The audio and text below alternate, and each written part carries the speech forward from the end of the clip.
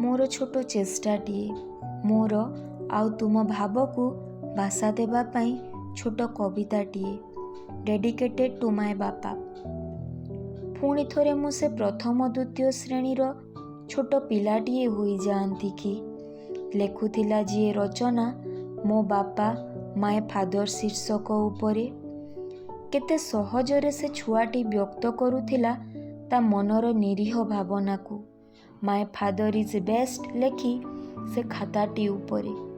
मने अछि कि तुमर केते वर्ष पुराणा कथा एई आउ थोरे केबे कहिछ तुमे तुम बापांकु मन खोली तांको सबु बलिदान पाई धन्यवाद दिए।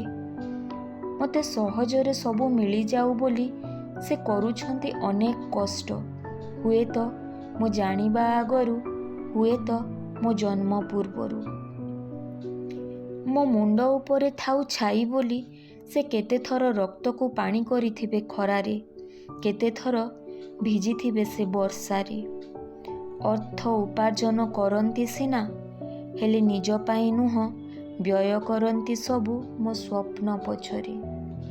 मु जाने से थकी जाई थांती मु जाने से थकी जाई थांती तथापि छिड़ा थांती सीए सबु बेले मो विपदारे मो आगरे। जेते बड़ विपत्ति थाउ आलुओ थाउ अबा अंधार थाउ बापा सांगे थिले भय लागेनी काहाकू। हेले केड़े स्वार्थपर आमे केते सहजरे सबु भूली जाऊ। जे चालिबा शिखेइले आजी तांको आंठुर व्यथा आमे अदेखा करू। जे कहिबा शिखेइले तांको सह पदिए कथा हेबा पाई आमे समय खोजू। जे उड़ीबा शिखेइले तांकु छाड़ी आमे उड़ी जाई आउ कोउठी बसाटिए बांधु।